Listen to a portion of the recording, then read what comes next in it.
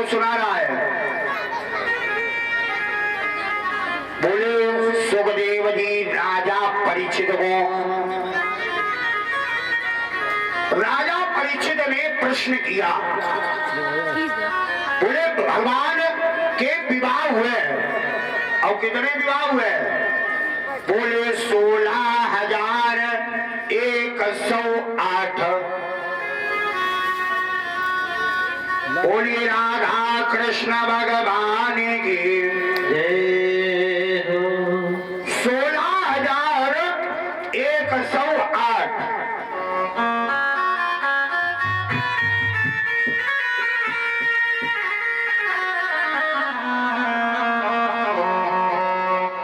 बोले सदगुरु भगवान के। भाई हमारे जो है राम लखन शर्मा के दामाद जी है ना, दामाद इन्हीं जो है नंद किशोर, उनके पुत्र भाइयों आशुतोष नाम है सर तुम्हारा, आशुतोष शर्मा जी जो है भाइयों स्वागत कर रहे हैं। भगवान इनका पग होकर स्वागत कराए। एक बार सभी लोग प्रार्थना हो जाएंगे। बोले राधा कृष्ण भगवान की। बोले महाराज भगवान के कितने विवाह हुए? बोले 16,108। महाराज इसका मतलब है इनका परिवार को बड़ा लंबा चौड़ा होगा। भाई जब एक ही विवाह होता है तो परिवार कितना बड़ा हो जाता है? और इनके तो एक दो नहीं, बोले 16,108 विवाह हुए। सुखदेव जी ने कहा और कितना बड़ा परिवार बताया जानते हो? भागवत में लिखा है एक श्याम नारी राम दत्तस कृष्णो मदीजनक। एक नारी के कितने बच्चे हुए? बोले 10। अब आप हिसाब लगाओ कितने बच्चे हुए हैं? वैसे ज्यादा बड़ा मैथ नहीं है, ओनली 10 से जो है उसे गुणा करना है। आप संख्या लिख दो और 1 0 बाद में लिख दो, पढ़ दो तो कितने हो गए? बोले 1,61,080 लड़के और पैसे तो 56 करोड़ यदुवंशी कहे गए। कितने? 56 करोड़ यदुवंशी। और उन्हें पढ़ाने के लिए अध्यापक कितने? बोले 3,87,00,000। ये भागवत प्रमाण देती है।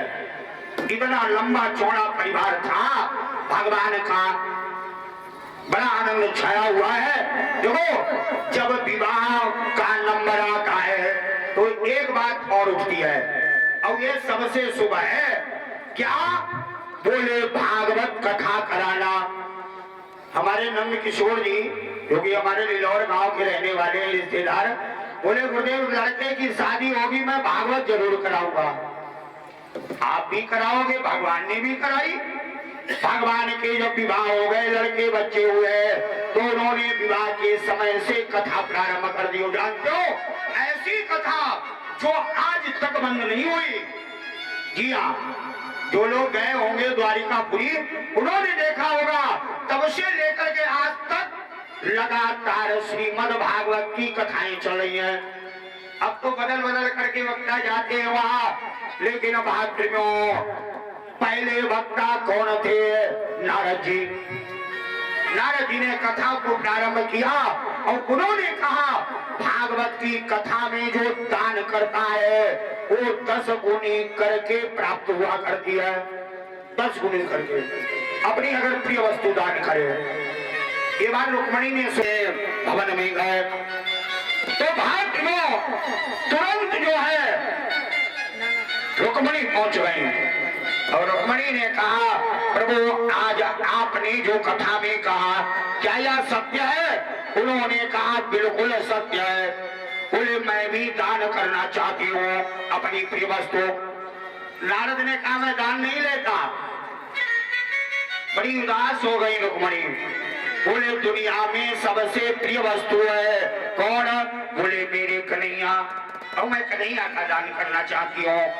नारद ने कहा वैसे तो मैं दान लेता नहीं, लेकिन भगवान कृष्ण का दान मैं छोड़ता नहीं। हाँ आओ। और जैसे आई है बड़ी खुशी खुशी एकदम भगवान का हाथ पकड़ा। आइए वाले लड्डू गोपाल, बोलिए राधा कृष्ण भगवान की। ध्यान देना, बोलिए मैं भगवान का दान छोड़ता नहीं। एकदम दान जो है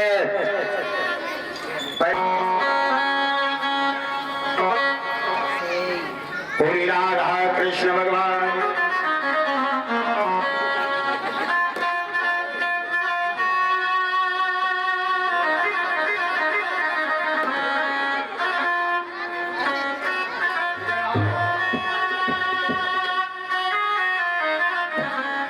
बोली राधा कृष्ण भगवान की।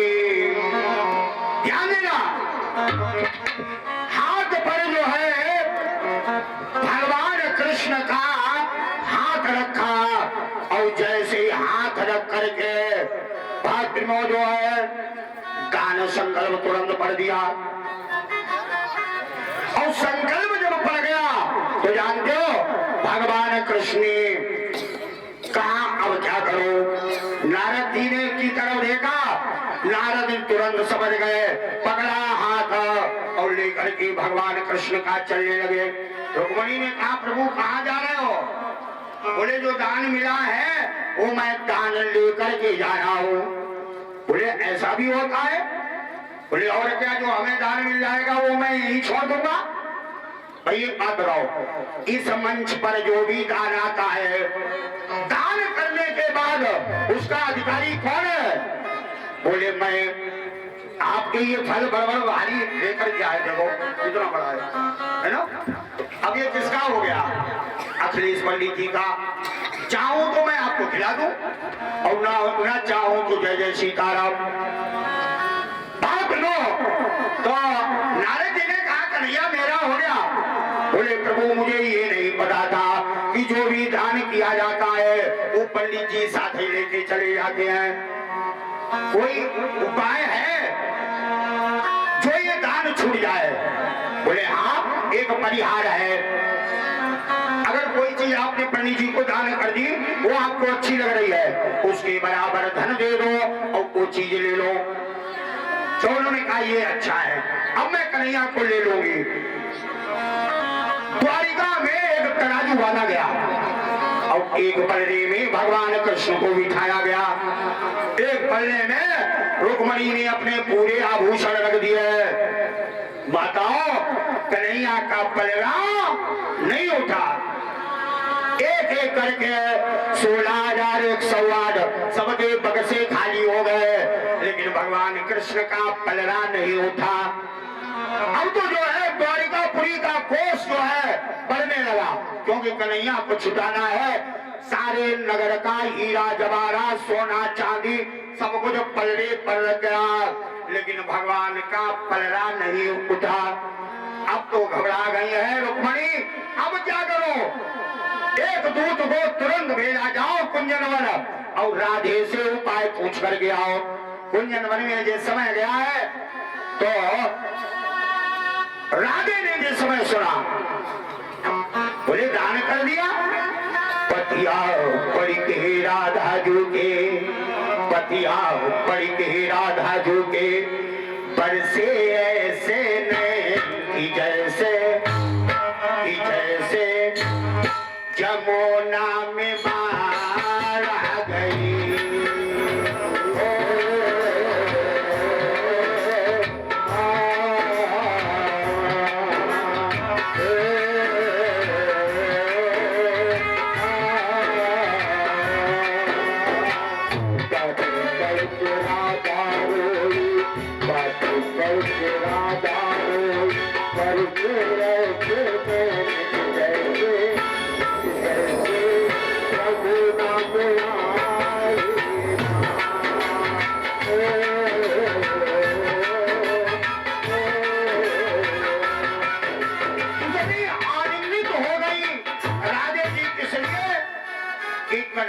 का दान बहुत अच्छा होता है, दान करना भगवान का।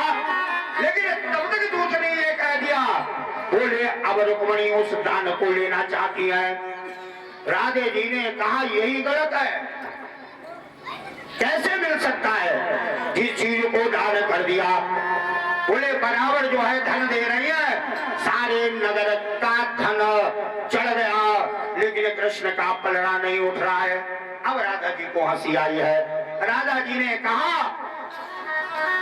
अरे रुक्मणी तो कन्हैया की अर्धांगिनी है, और उन्होंने हमारे कन्हैया का मोल नहीं जाना, दुनिया का धन वैभव ऐश्वर्य बोले हमारे कन्हैया की बराबरी नहीं कर सकता, क्योंकि हमारा कन्हैया अनमोल है, इसका कोई मोल ही नहीं है।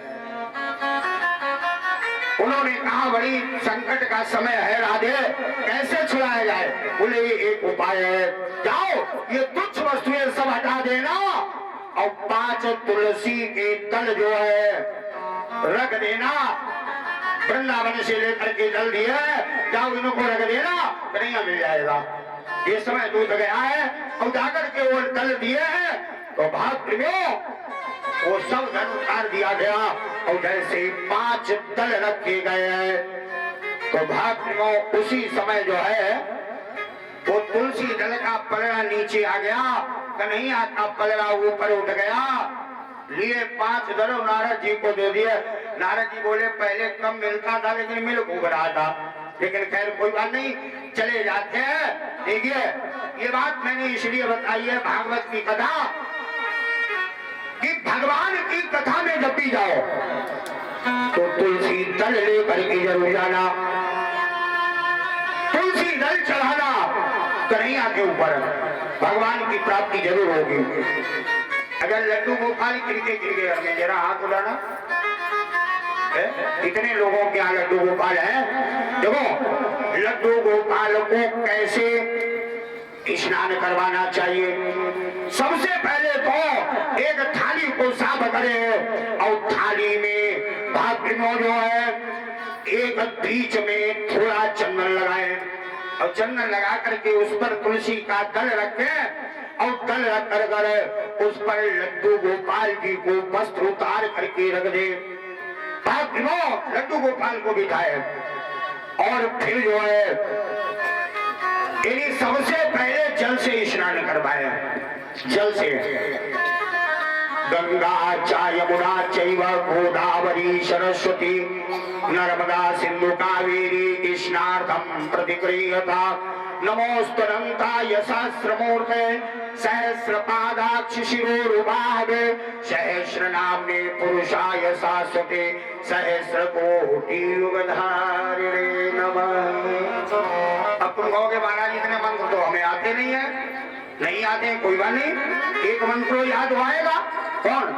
श्रीमन्नारायण नारायण हरि हरि, श्रीमन्नारायण नारायण हरि हरि, श्रीमन्नारायण नारायण हरि हरि, श्रीमन्नारायण नारायण हरि हरि, हनुमन्नारायण नारायण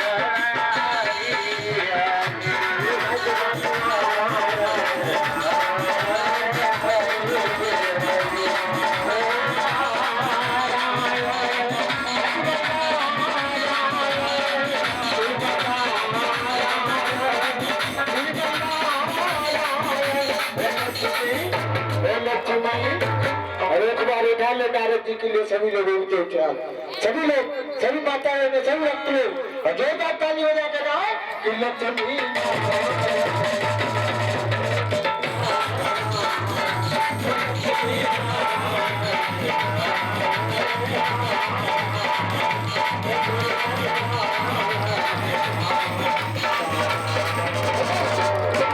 उसके बाद भाद्रव दूध से स्नान करवाए, थोड़ा कच्चा दूध ले लें और कच्चे दूध से स्नान करवाएं, फिर थोड़ा जल आचमन के लिए डालें, उसके बाद में थोड़ी दही लेकर के भगवान पर खूब लगाएं और लगा करके फिर आचमन के लिए जल छोड़ें। और उसके बाद पंचामृत, थोड़ा पंचामृत बनाइए रोज, और उससे जो है भगवान को स्नान करवाइए। एक छोटी सी तौलिया या रुमाल रखिए, उसके बाद जैसे अपने बच्चों को स्नान करवा करके आप पोछा करती हो, वस्त्र पहनाने के बाद में उनके कलर वगैरह जो है, मुकुट वगैरह, बांसुरी वगैरह सब सजा करके रख दें। और एक थाली में आपको जान दो क्या करना है, उस थाली में चंदन से ओम लिखें, ओम, और ओम लिख करके 11, 21 जितनी भी आपको उपलब्ध हो पाए उतनी तुलसी दल ले करके उस ओम को सजाए तुलसी दल से, और सजा करके उस पर जो है लड्डू गोपाल जी को रख दें। उसके बाद में जो आपने घर में भोजन बनाया है या भोजन बनाओ तो भाग्यों उस भोजन को ले आइए, और ले आ करके उसमें से कौर तोड़ करके भगवान के मुख में लगाइए। तुदीयम वस्तु गोविंद तप्य में समर्पये। अगर इतना भी न कर पाओ, इतना भी न कर पाओ, भाई राम नरेश शर्मा इन्हें हमारे परिचित जी के दामाद है, ये बात क्यों माल्यार्पण को स्वागत करते हैं। एक बार सभी लोग जोरदार ताली हो जाए। बोली राधा कृष्ण भगवान। भाई रिश्तेदार जो है हमारे इन्हीं परिचित जी के बड़े अच्छे हैं सभी, और जो मैं यहाँ पर बैठा हुआ हूँ वो उनके रिश्तेदारों की देन है। हमारे राजीव शर्मा जी और उनकी पत्नी अर्चना जी, और बिल्कुल जितने रिश्तेदार इनके मिले सब एक से एक हीरा है। सभी रिश्तेदारों के लिए बेटा तुम्हारे राधा कृष्ण भगवान की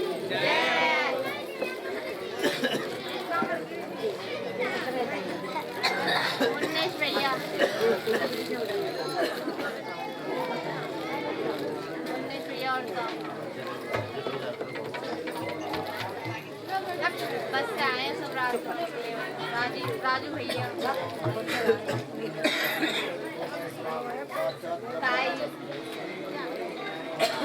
मेरे राजू भैया कर रहे हैं। ये हमारे राम नरेश बड़ी ताई है तो हमें ताई की भी बैठी। बोलिए राधा कृष्ण भगवान की जय, बोलिए सदगुरु भगवान की जय। ये हमारे राम नरेश के भाई के लड़के जो हैं बात ये स्वागत करते हैं। भगवान बोले भंडार करते रहे। बोले कृष्ण चंद्र भगवान की